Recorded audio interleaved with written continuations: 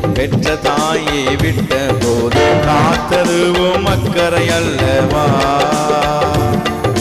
தானியேலை கேவிக்குள்ளே காக்கவில்லையா?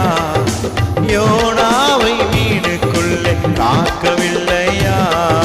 தானியேலை கேவிக்குள்ளே காக்கவில்லையா? யோனாவை மீனுக்குள்ளே காக்கவில்லையா? எந்த நிலையிலும் என்னை காக்க இயேசு வல்லவரே. எந்த நிலையிலும் என்னை உயர்த்த அக்கறையுள்ளவரே. எந்த நிலையிலும் என்னை உயர்த்த அக்கறையுள்ளவரே.